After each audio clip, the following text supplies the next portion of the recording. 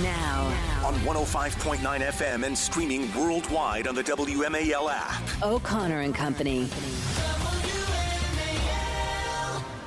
Thanks for tuning in here to O'Connor and Company. We're going to launch you through your morning here on a Monday in your nation's capital, and you're going to know more than you did when you started. That's our goal. And maybe with a smile on your face. At 7:05, we're going to talk to Joe DeGeneva, former U.S. Attorney of the District of Columbia. At 7:35, Mark Chenoweth, expert on civil liberties, talk about the bump stock ban that just got overturned by the Supreme Court. At 8:05, the Sheriff of Harford County, Maryland, Jeff Goller, talk about the murder of Rachel Morin at the hands of an illegal alien. And then at 8:35, Newt Gingrich, former Speaker of the House of Representatives. That's a good lineup, but it makes it even better to have Julie Gunlock by my side. Good morning, Julie. Good morning. And I'm Larry O'Connor. So Joe Biden, as you know, was in Europe. This was the G-7 trip. He was in Italy. But that Prime Minister Meloni of Italy, she's pretty impressive. I like her. Love her facial expressions. Oh, she does not. Yeah.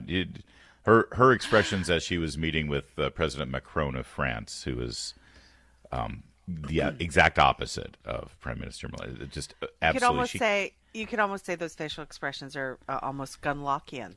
Yes, exactly. She has no guile. You know exactly what's going on. Yes, yeah. I love it.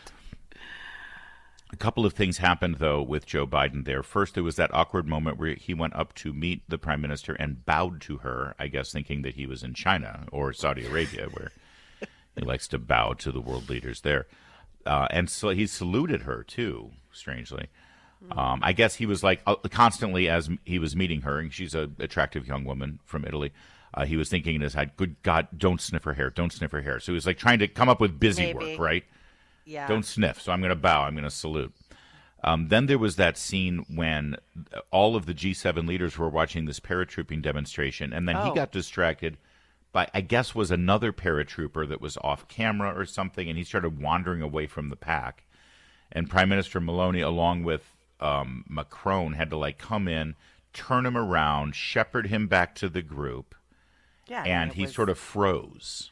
Yeah, and then he froze. As he often does. He did that whole Juneteenth, the same, everybody's swaying to the music, and he is just stick straight and has this weird look on his face, and it's like he's frozen. Like he has no idea where he is. And he did the same thing with the paratrooper. Once they kind of rerouted him and got him to turn around, he sort of froze. And then he had a joint press conference with the president of Ukraine, and in cut one, he's asked by a reporter about Israel. And listen to his response to the reporter. What is your message to allies, including those here at the G7, about what more, if anything, the U.S. can do to drive towards a peace agreement? Thank you. I wish you guys would play by the rules a little bit. I'm here to talk about a critical situation in Ukraine. You asked me another subject. I'm sorry, rules? There are rules now? You're all supposed to follow our rules? That was a revealing statement. Yep. Of course, the White House Correspondents Association, for once, showed a little backbone and put out a statement saying there are no rules at press appearances. Sure. We are reporters. Sure. We can ask whatever questions we want. I do love them coming forward. There's no rules. Yeah, right. Yeah. Okay. Yeah, you guys have been playing by Democrats' rules for a long time. Yeah, listen to Cut 2 here in CNN as they discuss this. There was a moment in the press conference where the president seemed to bristle when a reporter asked him a question about the ongoing ceasefire negotiations in the Israel war. He said something to the effect of, I wish you all would stick to the rules. And of course, there are no rules when it comes to a press conference like this. No, absolutely not. But clearly the comms department there at the White House thinks there are rules. They told Biden certainly thought that there were rules. Don't worry, Joe. They're not going to ask you about this. They're not going to ask you about that. And, of course, the rules are I can only answer questions that I've already been told the answer to and have had printed out on this card here in front of me. That's right. Cut 3, Breonna Keeler actually responded to that little moment. And he was asked a question about Gaza that he apparently didn't enjoy being asked. He's been snippy recently about being asked multiple questions in these press conferences, which we should just be clear, and we're both former White House correspondents, these are very limited. They're called 2 and 2s, and the reporters there's a tradition of asking more than the questions. Yeah. That's just pretty usual because there are not that many questions to ask. And follows as well. That's right. You didn't really see many there. Yeah, in fact, this president, of course, falls well behind his predecessors in having any sort of availability to the press in a formal setting like this. His move is that he'll be stumbling out to the Marine One on the South Lawn, and as the rotors are going, he'll respond to one or two shouted questions, and then Karine Jean-Pierre comes back and says, "Well, there, you got your press availability. What more do you want?" Yeah. Yeah, he has been. It is interesting that she says he's been getting snippy. You even saw angry Biden. There, a blogger or a writer asked him a question and he said, "I'm going to throw your phone across the room." I mean, this man is clearly lost it. His anger is coming out. You see this with dementia patients. You see this with people who are struggling with their cognitive abilities. They get frustrated. Yeah. They Too snap much and then they get coming. very angry. Yeah. And they show signs of rage. And then while he was in Italy, he met with he didn't really meet with the Pope, but the Pope has been ailing as well, by the way. Yeah. But of course, since he can't lose a re-election, they don't mind showing the fact that he's aged. So he arrives in a wheelchair. He gets wheeled into the room where everyone just from an optics standpoint, he gets wheeled into a wheelchair. Eyes bright, very alert. Oh, yeah. The Pope is ailing physically, but he mentally, he looks totally there. Sure, absolutely, he is. And so he gets wheeled into this room with all these world leaders. Biden, stumbles over to him, wanders over, and then bends over at the waist and sticks his forehead against the Pope's forehead. It's so disrespectful. In an incredibly bizarre move, and I'm not quite sure. I've never seen this kind of thing before. No, and the Pope was magnanimous in that moment. He just sort of played along, although he looked a little surprised. And there were some world leaders standing around who also looked sort of horrified. You are to kiss the Pope's ring. That is the appropriate thing to do with the Pope. You kiss his ring. Right. That's as close, and in terms of physical touching, that's what you can do. And this Pope actually doesn't like to be touched. I was just going to say, the Pope Francis famously has been caught on video many times with sort of pulling his hand away.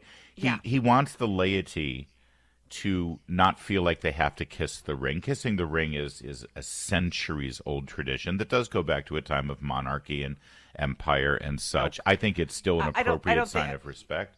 Yeah, but I don't think this is a matter. Pope Francis is clearly grossed out by having to. I mean, he has yanked his hand away. It's a germ thing. Kind of.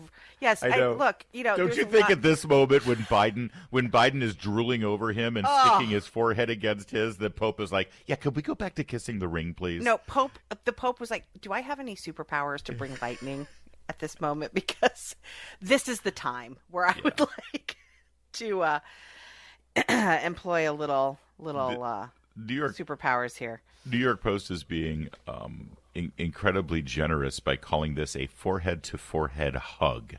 Ugh. There was no hug. This was just a bizarre lean-in.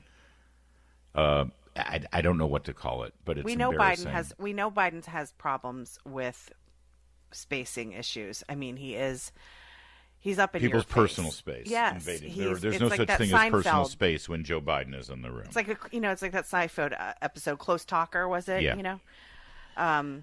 So well, after that awkward moment, and there's a great picture of President of Argentina, Milei, sort of seeing that forehead-to-forehead moment, and he looks horrified in the background. It's like, what the hell is this man doing? Right. You speak for all of us, President Milei. After that, Biden made his way to Los Angeles. Remember how it was hard for him to get to East Palestine, Ohio, but now he's flying from Rome to Los Angeles? But it was for a fundraiser, so they figured that one out. Well, what happened at the fundraiser actually is more awkward and more disconcerting and, frankly, more terrifying than anything that we just laid out for you in Italy. And we'll deliver that one for you in just a moment. But first, it's 6:15. WMAL traffic and weather every... WMAL, making sense of social media because big tech can't be trusted. Download the WMAL app to stream us for free. So Joe Biden then heads to L.A. for a fundraiser. Meanwhile, so there's this big summit about Ukraine in Switzerland. And you would think, since Biden is at the G7, and then most of those world leaders are all heading up to Switzerland to have a summit about about Ukraine and Russia and about the war plans and how it's going and funding and all that stuff, you would think that it would be easier for Biden to just hop on Air Force One and hop up to Switzerland from Italy. I mean, that's like, it's a border nation, right? It's a close trip. No. You'd think wrong. Instead, they wheel Biden up into Air Force One and fly him literally halfway around the world to the other side of the planet to be in Los Angeles for a fundraiser, and they fly Kamala Harris over to represent the U.S. at this Ukraine summit. Dear. And boy, I feel more secure knowing that the great military mind of Kamala Harris is advancing, although at least her brain functions properly, I suppose. Well, okay. Well, we'll see. Stretch. Meanwhile, at the fundraiser, what can we say about this? First, there's a very weird photograph of Biden, Obama, and Jimmy Kimmel. It's one of those things where Jimmy Kimmel's sitting on stage interviewing the two of them for this fundraiser. Yeah. Which I guess you pay hundreds, if not thousands of dollars to watch Jimmy Kimmel give a full body massage to Barack Obama and Joe Biden. Yes. I can't even imagine. But the picture that they put out, Joe Biden's face looks like he's wearing a mask. No. It looks like a wax figure in a fire. Yeah. Yes. Like it is. It's melting season at Madame Tussauds. Yes. Yeah. Yes. He's so shiny. And you know how stroke victims sometimes or Bell's palsy, one side right. of your Your facial muscles start to lose yes, control. And one can look different than one side of your face. That's what it looks like. Well, it looks like he has Bell's palsy, and he's very greasy.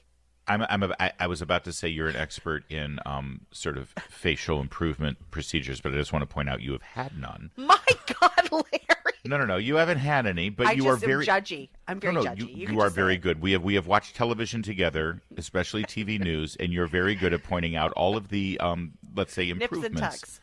Yes. And honestly, and if I'm serious, it's because I'm like, I want that. Right, exactly. You're really more of a customer right now than you are. No, not yet, but I shouldn't say that. You're not a customer. Yeah, you're in the buying mode. When you look at the president's face, those are injections, right? Those are injections gone wrong or something. Or no, I think he's had some lifts. I think he's had pretty profound lifts, and then. Yeah, there are fillers and all sorts of. There we go, fillers. That's what fillers, I'm thinking of. Yeah. Because you can see different sort of little raised. Yeah, but honestly, I feel like he's had. Or does he have a network of cysts on his face? What? Well, it looks like he's had a lot of lifts. His skin looks thin. Yeah. Sort of, he's old. He's like older, you've stretched the skin of like Ringo Starr's snare drum over his face to exactly. sort of really tighten it up. All right, that's fair. Yeah, but then there's that, but then there was this moment at the end. Yes. There's a viral video that someone took on their phone that shows Kimmel, Biden, and Obama on stage at the end of this question and answer, and it's the end of the session, and they're all standing up and waving, and then, as we have sadly become way too accustomed, we see Joe Biden freeze. Everyone's waving, everyone's got their arms up, and then Biden, with both arms down at his side, in his hands in clenched fists, just freezes. He's got a frozen smile on his face, and he just sort of stares blankly out into the crowd. Obama, to his left, realizes that Biden has frozen. And this is, I think, worthy of analysis. Yeah. Obama decides he's got to do something. So he very obviously and deliberately reaches over and grabs Biden by the hand to sort of snap him out of it. And then he leads them off stage in his direction. And as they're walking off stage, he pats him on the shoulder. In a condescending sort of, come on, Grandpa, time to get off the stage kind of scene. Yes, it was. I have to say, this was pretty shocking. And it was the grabbing by the hand. I mean, people are making these visiting angel memes on Twitter, which is it's very similar to the moment in Italy when they were looking at the paratroopers and they had to Maloney bring him back is like, grabbing, sort of touching his arm and sort of getting him to turn around. But we've seen this way too much. Again, the Juneteenth celebration at the White House, where everybody is moving back and forth to this great music, and he's standing there. And again, he has those clenched fists, and he sort of freezes. His face freezes. This was this was really shocking. It's rough. It's rough to see. Patricia Heaton, the actress, took to Twitter on the video, said, don't be moving this document on me here. Patricia Heaton said, this isn't about politics anymore. He's clearly incapacitated. It's a very bad optics and even more bad for our national security. Democrats have to find a new candidate, even if it's slimy Gavin Newsom. Britt Hume pointed out, Biden is senile and decrepit, but not sure Obama needed to lead him away. Yeah. Biden's been applauding moments earlier and then just stood there absorbing the applause for a bit. Obama reached out and grabbed his wrist. I bet the White House staff is annoyed. Yeah, see, Obama could have maneuvered this with stagecraft in a way that it wasn't so obvious. But this was very deliberate, his move. No, I know we're up against a timeline here, but just really quickly, it is so true what you just said. Biden could have moved around and sort of clapped and waved and then whispered something. Nobody would have heard it. Nobody would have heard it. Yeah. Let's go, Joe. Or actually maneuvered behind him and tapped him on the shoulder and nobody would have seen it. The grabbing, there's something very peculiar about the grabbing of the wrist. Yep. It was extremely, I think, disrespectful, but also it was meant to be. It was meant to be. It was a demonstration in body language and physicality of who's really in charge. Yep.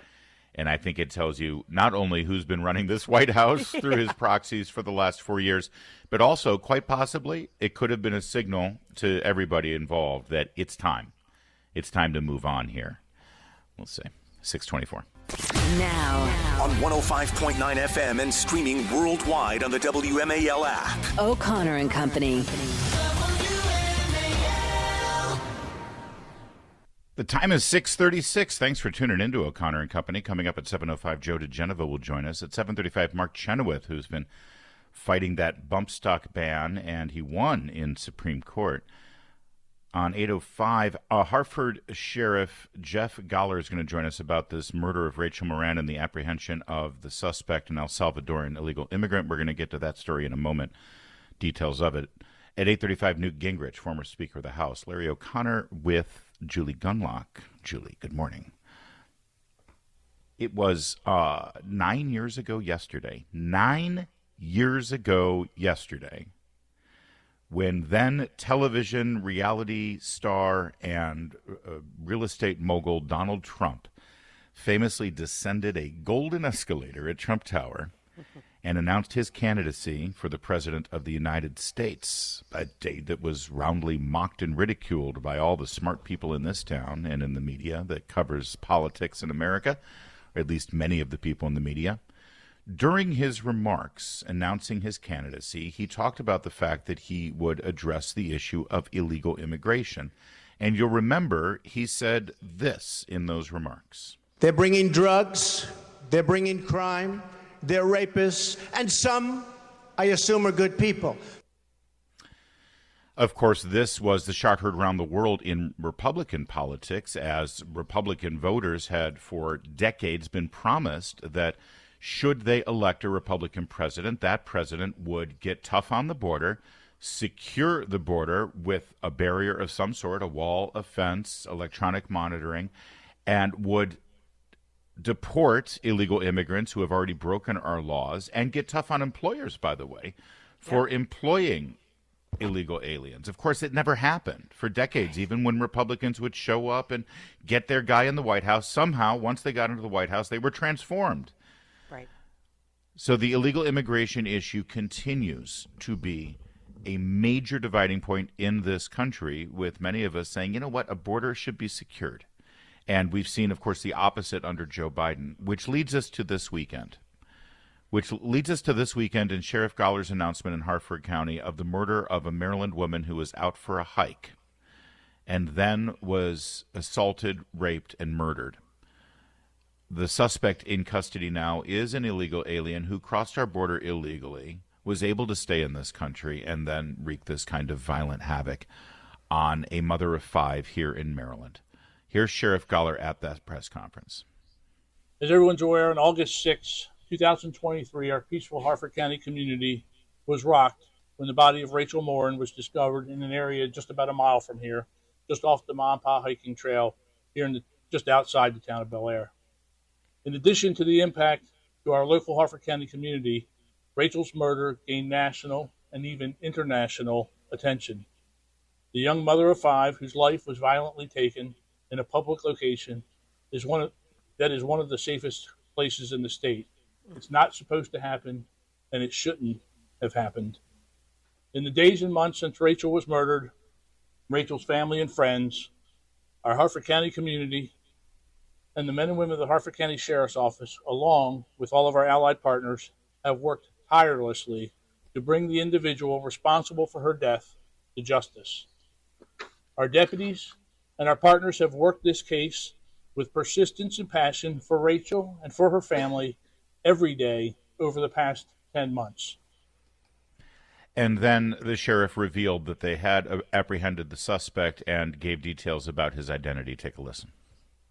Rachel was not his first victim, and it's my understanding that this suspect, this monster, fled to the United States illegally after committing the brutal murder of a young woman in El Salvador a month early in January of 2023.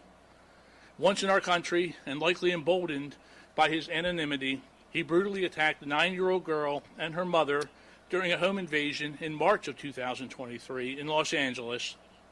And as everyone I believe is aware, that was our first DNA match linking Rachel's case to the Los Angeles case. It has been a fear of mine that once we identified this suspect, the result would be exactly this. And I want to now direct these comments to 1600 Pennsylvania Avenue and to every member in both chambers of Congress.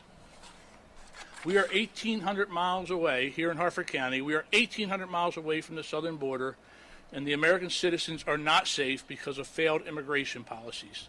This is the second time in just 2 years that an innocent Harford County woman has lost her life to a criminal in our country illegally. Let me repeat that. 1,800 miles from the southern border, and this is the second woman in our county to be killed by an illegal alien. Suspects, in both cases, they are suspects from El Salvador with ties to criminal gangs. Should not be happening. Victor Hernandez did not come here to make a better life for himself or for his family. He came here to escape the crime he committed in El Salvador. He came here and murdered Rachel, and God willing, no one else. But that should have never been allowed to happen. It should never have been allowed to happen. It was allowed to happen for purely political reasons. And we're going to get into more details of this, what we've learned about this arrest and about this suspect, but more importantly, the political implications of it and what is being done or who is trying to actually do something to keep this from happening again. Another senseless murder at the hands of someone who should have never been allowed to be in this country in the first place. Also, I want to remind you again, at 7:35, Sheriff Gowler, the man who you just heard, will be joining us on this program. So there's much more on this. We'll give you more details in just a moment. It's now 6:43. We're continuing with the details on the murder of Marylander Rachel Morin. This is the mother of 5. Murdered, it appears, allegedly, by a 23-year-old illegal immigrant who crossed into the United States in February of last year. And the sheriff of Harford County, Sheriff Gowler, who's going to be joining us at 7:35 at the press conference, made no bones about it. He was very clear. He was very specific. This is a person who was a murderer in El Salvador, fled here, was allowed to stay in by the Biden administration out of their misguided and despicable so-called amnesty asylum program, allowing anyone who claims that they're due asylum the opportunity to stay here with what appears to be unlimited terms or conditions under the obvious false pretenses of asylum, and then stay here and do whatever they want. And in this case, whatever this person wanted was to murder an innocent woman after raping her. In any other political campaign, this would be an opportunity for one side of the political equation to actually speak to the voters of Maryland and say, you vote for me and I'm going to do something to fix this. But I honestly don't know how Larry Hogan differs from Angela Brooks on this issue. Yeah, I totally agree. But I will also say that this weekend I saw a lot of on X, on the X platform in particular, a lot of the lie of crime is not up, crime is down, crime is actually down to record levels. This from the Democrats, but Larry, this is so frustrating to me. I mean, it's not that they are ignoring this issue. They're actually gaslighting the American public. And it's dangerous when you do that. When you tell people that crime is down and fail to tell them that something like 50-something% of police police stations across the country, many in urban areas, are not reporting the crimes to the FBI. So the FBI has skewed numbers. When you're not reminding them that prosecutors are not charging violent criminals, and that is why these numbers, the numbers are cooked. The books are cooked, okay? And why this upsets me so much is you're conveying to women out there, hey, go take a hike, go take a jog, and you're going to be perfectly safe because crime is down. Crime is not down. Crime is not down. And they are letting violent criminals, rapists, and murderers into the country on our southern border.